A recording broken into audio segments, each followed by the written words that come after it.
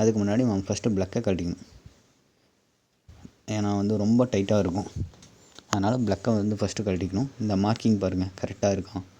Already ஃபஸ்ட்டே சொன்ன பார்த்தீங்களா எப்படி இருந்துச்சு, அப்படியே தான் மாட்டணும். இந்த மார்க்கிங் கரெக்டாக மேலே வந்து லைட்டாக கோடு போட்டு விட்டுக்கலாம் நம்ம. ஏன்னா ஸ்ட்ரைட் வந்து கரெக்டாக செக் பண்ணணும். ஒன்ஸ் மாட்டிட்டோம் அப்படின்னா மிஸ்ஃபயரிங் ஆகும். அதாவது ஒன்றா முன்னாடியே ஃபயர் ஆகும், இல்லைன்னா ரொம்ப நேரம் கழிச்சு ஃபயர் ஆகும், ஏன்னா வண்டி ஸ்டார்ட் ஆகாமல் கூட போகலாம். இந்த மாதிரி பிரச்சனையெல்லாம் இந்த ஒரு சின்ன மிஸ்டேக்கில் தான் நீங்கள் வந்து பண்ணுவீங்க. அதனால் இந்த டைமிங் வந்து கரெக்டாக வைக்கணும். வண்டி ஸ்டார்ட் ஆகுது அப்படின்னா இதை பேஸ் பண்ணி தான் ஸ்டார்ட்டே ஆகும். ஃபயரிங் ஆர்டர் உங்களுக்கே தெரியும், ஃபயரிங் ஆர்டர் கரெக்டாக இருக்கணும். ஃபஸ்ட்டு டைமிங்னால் கரெக்டாக வால்வ் வந்து கரெக்டாக ஓப்பன் ஆகும், ஃபியூயல் இன்ஜெக்ட் ஆகும், ஃபயரிங் போது கரெக்டாக வந்து ஃபயர் பண்ணி கொடுக்கணும். ஏன்னா வந்து மேக்னெட்லேருந்து கரெக்டாக சிக்னல் போய் நமக்கு இன்ஜெக்ட் ஆகும், நமக்கு ஸ்பார்க் ப்ளக்கில் ஃபயரிங் ஆகும். ஓகேங்களா? அதாவது மூணாவது ஸ்ட்ரோக்கில் தானே நமக்கு ஃபயரிங்கே ஆகும். Suction, compression, combustion, expansion. அதான் கம்புஷன் ப்ராசஸ் மூணாவது ஸ்ட்ரோக்கில் தான் வந்து நமக்கு ஃபயரிங் கரெக்டாக இருக்கணும். ஸோ இதுதான் வந்து இந்த டைமிங் தாங்க மேலே வந்து கரெக்டாக கேம்ஷாஃப்ட்டை கரெக்டாக வந்து ஆப்ரேட் பண்ணி கொடுக்கறது. இந்த செயின் மூலிமா தான் நமக்கு அங்கே வால்வு கரெக்டாக ஓப்பன் ஆகி கரெக்டாக இக்னிஷன், ஃபயரிங் எல்லாமே கரெக்டாக இந்த இதில் தான் கரெக்டாக நடக்கும். ஒரு துளி தள்ளி மாட்டிட்டீங்க அவ்வளோதான், வண்டி மிஸ்ஃபயர் ஆக ஆரம்பிக்கும், இல்லைன்னா ஸ்டார்ட்டே ஆகாது, ஜர்க் ஆகும். இந்த மாதிரி பிரச்சனையெல்லாம் இதில் ஃபேஸ் பண்ண வேண்டியது வரும். ஸோ இது ப்ராப்பராக கரெக்டாக ஃபாலோ பண்ணிங்க. அந்த ஜீரோவுக்கு அந்த மார்க்கு கரெக்டாக இருக்கணும். ரொம்ப இம்பார்ட்டன்ட் விஷயங்க. நீங்கள் என்ன விஷயம் தான் செஞ்சாலும் இதை கரெக்டாக மாட்டலை அப்படின்னா வண்டி ஸ்டார்ட் ஆகாது. ஓகேங்களா? இந்த கியர் வீலை கரெக்டாக மாட்டிங்க. அங்கே டைமிங்க்கு டீக்கு கோடு நேராக வச்சுட்டு இங்கே ஜீரோவுக்கு அந்த இன்ஜின் பாடியில் இருக்கிற மார்க்கு கரெக்டாக வச்சிங்கன்னா போதும். அவ்வளோதான், சிம்பிளான விஷயம் தான், ஆனால் கரெக்டாக செய்யணும்.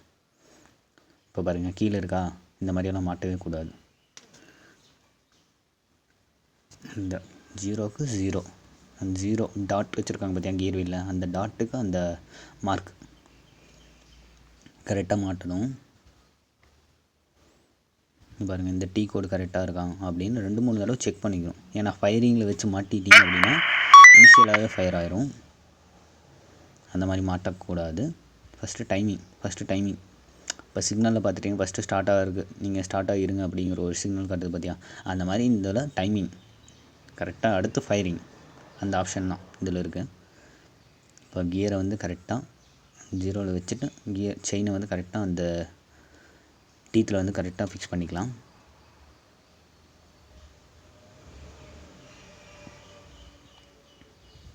கரெக்டாக டீத்தில் வந்து எடுத்து விடுங்க. டீத்தில் எடுத்து விட்டதுக்கப்புறம் கரெக்டாக அந்த ஒரு புஷ் மாதிரி இருக்கும், அதில் டைமிங் செயினை வந்து கியரை வந்து ஃபிக்ஸ் பண்ணணும். ஃபிக்ஸ் பண்ணிட்டு 8 mm போல்ட்டை வந்து போட்டு டைட் பண்ணிக்கலாம். இப்போ கரெக்டாக ஃபிக்ஸ் ஆகிடுச்சு பார்த்தீங்களா, அவ்வளோதான். சென்டர் புஷ் மாதிரி இருக்கும், அதில் ஃபிக்ஸ் பண்ணுவோம். ஃபிக்ஸ் பண்ணிட்டு இங்கே டைமிங் கரெக்டாக வைங்க. இப்போ ஃபயரிங்கில் இருக்குது, இப்போ டைமிங்க்கு வந்து கரெக்டாக வைக்கணும். இப்போ ஃபயரிங்கில் இருக்குது. ஓகேங்களா? ஃபயரிங்கில் இருக்கும்போது என்ன பண்ணுது, நமக்கு டாட் வந்து கொஞ்சம் மேலே இருக்குது, அந்த மார்க்குக்கு மேலே இருக்குங்களா. இப்போ டைமிங் வந்து டீக்கு நேராக வைங்க. இப்போ கரெக்டாக அந்த ஜீரோ இந்த பொசிஷனில் மாட்டவே கூடாது. டீக்கு நேரம், அங்கே டீக்கு நேரம் இருந்துச்சுன்னா இந்த பொசிஷன் இருக்கவே கூடாது. இப்போ அங்கே ஃபயரிங் இருக்குது, அதனால் டாட் வந்து கொஞ்சம் மேலே இருக்குது. ஓகேங்களா? இந்த பொசிஷனில் தான் நமக்கு மேலே வந்து ஃபயர் ஆக ஆரம்பிக்கும். இப்போ டாட் மேலே இருக்குது பார்த்தீங்களா, அப்போ அங்கே என்ன அர்த்தம், அங்கே ஃபயரிங்கில் இருக்குது. இந்த பொசிஷனில் நமக்கு ஃபயரிங் ஆகும். அங்கே டைமிங் கரெக்டாக வைங்க. இப்போது ஃபயரிங்கில் இருக்கா, இனி டைமிங் வைங்க. ஓகேவா? டைமிங் வச்சாச்சா, இனி அங்கே பாருங்கள். அங்கே பார்க்கும்போது நமக்கு அந்த ஜீரோவுக்கு அந்த மார்க்குக்கு கரெக்டாக இப்போ கரெக்டாக இருக்குது பார்த்தீங்களா, இது தாங்க கரெக்டாக ப்ராப்பராக வந்து டைமிங் வைக்கிறதுன்னு சொல்கிறது. அந்த பொசிஷனில் மாட்டிருந்தீங்கன்னா அவ்வளோதான், முடிஞ்சு போச்சு.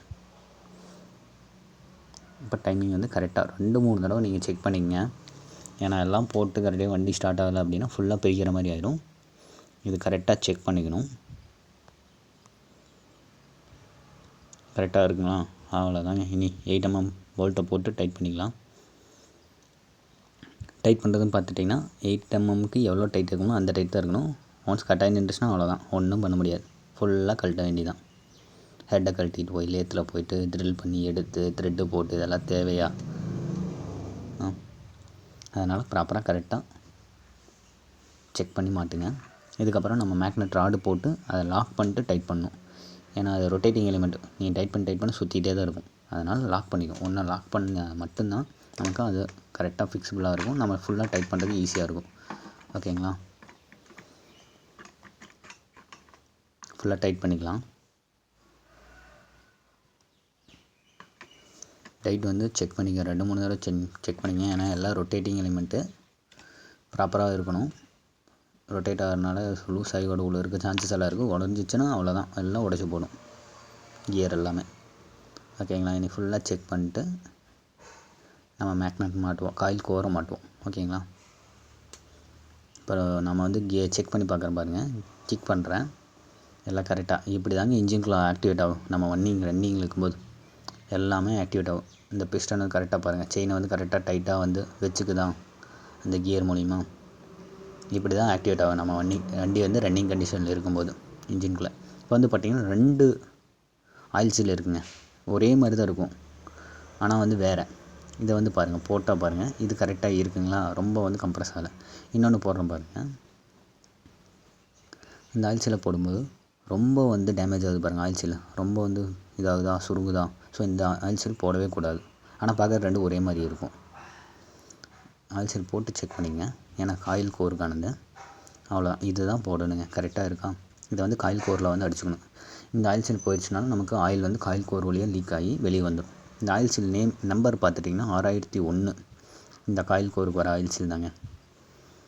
இது டேமேஜ் ஆச்சுன்னா இந்த கோர் வழியாக நமக்கு ஆயில் லீக் ஆகி வெளியே வந்துடும். 6001 நம்பர் பார்த்துங்க, மறந்துடாதீங்க. இந்த நம்பர் சொன்னிங்கன்னா கூட கடையில் வாங்கிக்கலாம் ஆயில் சீலு. அந்த ஆயில் சீலை எடுத்துகிட்டு புது ஆயில் சீல் வந்து கரெக்டாக ஃபிக்ஸ் பண்ணிக்கலாம். ஃபுல்லாக தொடச்சி போட்டு எதாவது டஸ்ட் இருந்தால் டஸ்ட் இருந்தால் எடுத்துகிட்டு ஆயில் சீலை வந்து கரெக்டாக ஃபிக்ஸ் பண்ணிக்கலாம். ஆயில் சீல் அடிக்கிறது ஒன் சைடாக அடிச்சிடாதீங்க, கரெக்டாக ஈக்குவலாக வந்து அடிங்க. ஒன் சைடாக அடிச்சிட்டிங்கன்னா அந்த ஸ்ப்ரிங்கு கட் ஆகிரும், ஆயில் வந்து லீக் ஆகும். இந்த பிரச்சனையெல்லாம் ஃபேஸ் பண்ண வேண்டியது வரும். ஆயில் சீல் அடிக்கும்போது வால்வு கரெக்டாக ஃப்ளாட் சர்ஃபேஸில் வச்சு வால்வு கரெக்டாக யூஸ் பண்ணி அடிங்க. நம்ம இன்ஜின் வால்வு இருக்குது பார்த்திங்களா, அந்த வால்வு யூஸ் பண்ணி தான் நாங்கள் ஆயில் சீல் அடிப்போம். அவ்வளோதாங்க. ஆயில் சீல் ரொம்ப அடிச்சிங்கன்னா கட் ஆகிரும் அந்த ஸ்ப்ரிங்கு. லைட்டாக மட்டும் ஃபோர்ஸ் கொடுங்க. அடித்ததுக்கப்புறம் நீங்கள் காயில் கோரை மாட்டிக்கலாம். அடித்தாச்சு. இதுக்கப்புறம் பார்த்திங்கன்னா காயில் கோர்லேயே வந்து நமக்கு இன்னொரு வைண்டிங் இருக்கும், ரிங் இருக்கும், பிளாக் கலர் ரிங், ஓரிங். அதுவும் பார்த்துட்டிங்கன்னா ஆயில் லீக். இந்த ஆயில் சீலு இந்த ரிங்கு எல்லாமே எதுக்கு, என்ன பர்பஸ் அப்படின்னு பார்த்தீங்கன்னா ஆயில் வந்து லீக் ஆக இருக்கிறக்காக தான். எல்லாமே ரப்பர் மெட்டீரியல். ஓகேங்களா. இது உள்ளக்க வர அந்த 2 ஸ்க்ரூ கழட்டினா பார்த்தீங்கன்னா அந்த 2 ஸ்க்ரூ வழியாக லீக் ஆகக்கூடாது அப்படிங்கிறக்கா அதுக்கு ஒரு ஓரிங், 2 ஓரிங் இருக்குது. பிளாக் கலர் சின்ன ஓரிங், அதையும் ஃபிக்ஸ் பண்ணிக்கலாம்.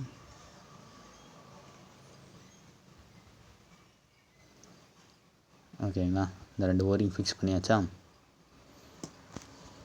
மேலே ஒரு ஓரிங் ஃபிக்ஸ் பண்ணியாச்சு. நீ 2வது ஓரிங் கீழே ஒரு ஓரிங் இருக்கும். 2 ஸ்க்ரூ கழட்டினோம் இல்லைங்களா, கீழே ஒரு ஓரிங் வரும். அந்த ஓரிங் வந்து பேஸ்ட்டு யூஸ் பண்ணி போட்டுக்கலாம். ஏன் பேஸ்ட் இந்த இடத்துல யூஸ் பண்ணுறோம் அப்படின்னு பார்த்தீங்கன்னா, சும்மா வச்சிங்கன்னா கீழே விழுந்துடும். கோல்டு மாட்டும்போது அப்படியே கீழே விழுந்துடும். ஆனால் பேஸ்ட் யூஸ் பண்ணிட்டிங்கன்னா கரெக்டாக அதோட கேவிட்டியில் கரெக்டாக ஃபிக்ஸ் ஆகிக்கும். பேஸ்ட் வந்து யூஸ் பண்ணுறது எந்த தப்பு இல்லைங்க. நம்ம அந்த அந்த ஓரிங் வந்து கரெக்டாக அதோட கேவிட்டியில் நிற்கணும். அந்த பர்பஸ்க்காக தான் வந்து நம்ம 696 பேஸ்ட்டு யூஸ் பண்ணி இல்லை ஃபிக்ஸ் பண்ணுறோம். அவ்வளோதாங்க. இப்போ பார்த்தீங்களா கரெக்டாக இருந்துச்சா. சும்மா வச்சுருந்தா கீழே விழுந்துருக்கும். இப்போ இந்த ரிங்கையும் மாற்றி ஆகணும். அப்படியே சொன்னேன், புது ரிங் தான் போடணும். பிளாக் கலர் அதோட கேவிட்டி எல்லாமே க்ளீன் பண்ணிவிட்டு கரெக்டாக இந்த பிளாக் கலர் ஓரிங் வந்து போடணும். எல்லாமே ஆயில் லீக் பர்பஸ்க்காங்க. இது போட்டிங்கன்னா ஆயில் வந்து கரெக்டாக லீக் ஆகாமல் இருக்கும். கட் ஆயிடுச்சு அப்படின்னா அவ்வளோதான், ஆயில் இது வழியாக லீக் ஆக ஆரம்பிச்சிடும். வைண்டிங் போட்டிங்களா. போட்டதுக்கப்புறம் இனி காயில் கோர் ஃபிக்ஸ் பண்ணுறது தான்.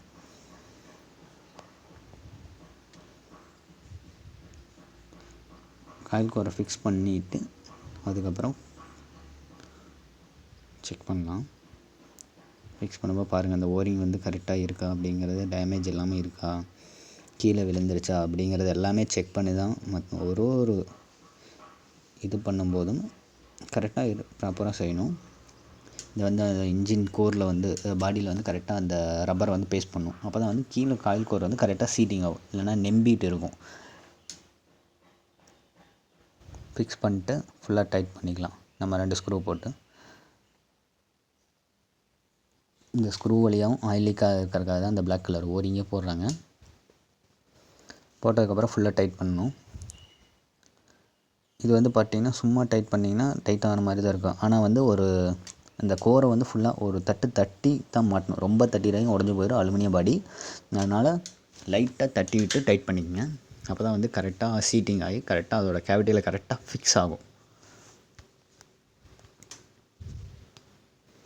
கீழே வந்து ஸ்க்ரூ போட்டுக்கலாம்.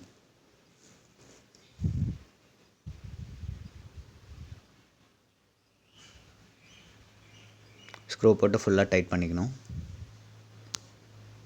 ஸ்க்ரூ போடும்போது மர கிராஸாக ஏற்றிடாதீங்க. காயில் கோர் பார்த்தீங்களா, லைட்டாக கேப் இருக்கா. இதுக்கு என்ன யூஸ் பண்ணணும் அப்படின்னா, லைட்டாக தட்டி விடணும். ஈக்குவலாக தட்டணும். இந்த பக்கம் தட்டணும், அந்த பக்கம் தட்டணும். ஈக்குவலாக பஞ்ச் பண்ணி விட்டு தான் நம்ம வந்து காயில் கோரே டைட் பண்ணணும். அப்போ தான் ஃபுல்லாக டைட் ஆகும். சும்மா டைட் பண்ண டைட் ஆன மாதிரி தான் தெரியும், ஆனால் டைட் ஆகிருக்காது. காயில் கோரை பஞ்ச் பண்ணி விட்டு டைட் பண்ணி பாருங்கள். இன்னமே வந்து டைட்டாக தான்.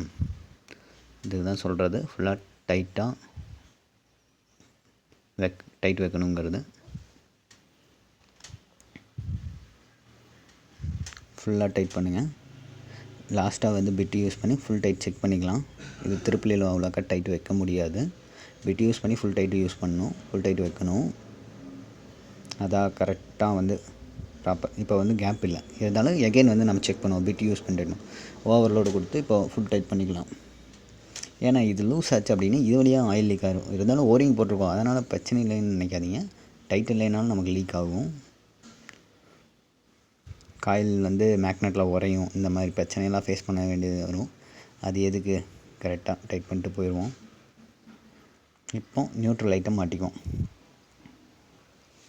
கரெக்டாக அந்த வாசரை வந்து உள்ளே கம்ப்ரெஸ் பண்ணி நம்ம வந்து இதை வந்து அந்த ஹோல்ஸ்குள்ளே வந்து விடணும்.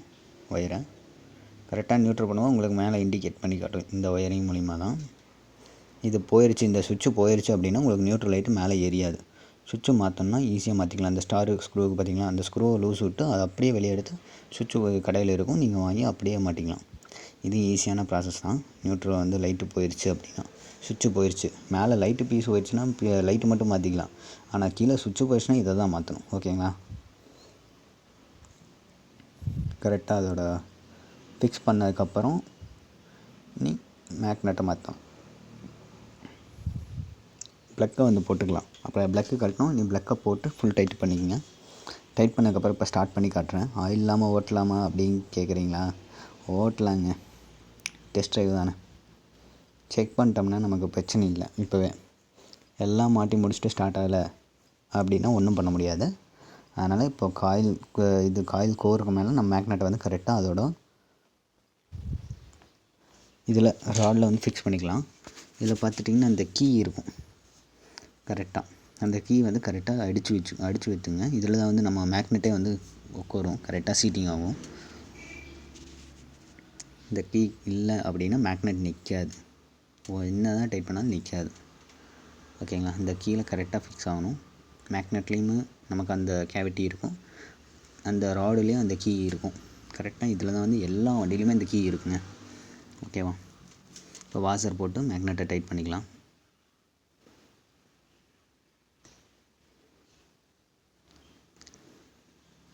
வாசர் போட்டாச்சு. நீ போல்ட்டு நெட்டை போட்டு டைட் பண்ணிக்கலாம். 14 ரிங்ஸ் போட்டு இதை வந்து யூஸ் பண்ணிக்கலாம். நீங்கள் லூஸ் பண்ணுறதோ டைட் பண்ணுறதோ என்ன வேணால் பண்ணிக்கலாம். இப்போ ஒரு ரொட்டேட்டிங் எலிமெண்ட்டை லாக் பண்ணி தான் கழட்டணும். இப்போ நாங்கள் ரிங்ஸ் போட்டு ஃபுல்லாக லாக் பண்ணி இப்போ டைட் பண்ணிட்டு இருக்கோம். ஃபுல் டைட் வச்சுக்கோங்க. வச்சாச்சு, அவ்வளோதான். இனி வந்து அப்படியே ஸ்டார்ட் பண்ணி காட்டுறேன் பாருங்கள். ஆயில் இல்லாமல் ஸ்டார்ட் பண்ணுறோமே அப்படின்னு யோசிக்காதீங்க. ஜஸ்ட்டு செக்கிங் தான். இப்போ ஸ்டார்ட் பண்ணுறேன்.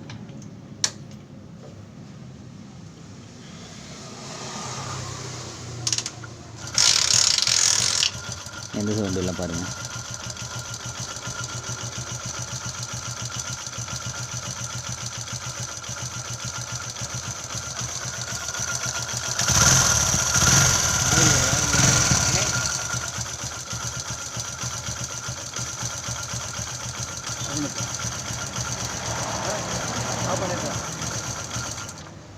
அவ்வளோதாங்க. இந்த கண்டிஷனில் ரொம்ப ரைஸ் பண்ணக்கூடாது, ரொம்ப நேரம் ஓட்டவும் விடக்கூடாது. ஓகேங்களா. ஏன்னா ஆயில் லூப்ரிகேஷன் வந்து உங்களுக்கு சர்க்குலேஷனே இல்லை. டேமேஜ் ஆகிறதுக்கு சான்சஸ் இருக்குது. அதனால் ரொம்ப நேரம் ஓட்டிடாதீங்க. ஜஸ்ட்டு செக்கிங் பர்பஸ்க்காக ஸ்டார்ட் பண்ணி காட்டுறேன். ஓகேங்களா? இப்போ வந்து நம்ம கேப் போட்டுக்கலாம். Timing gear wheel gap.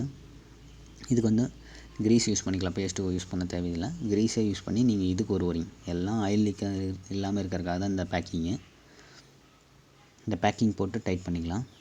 இது எப்போ டைட் பண்ணுவோம் அப்படின்னு பார்த்தீங்கன்னா, ஆப்போசிட்லேருந்து ஒரு பெரிய போல்ட் வருங்க. அந்த போல்ட்டை போட்டு தான் இது அந்த ஒரே போல்ட்டில் தான் இந்த கேப்பே நிற்கும்.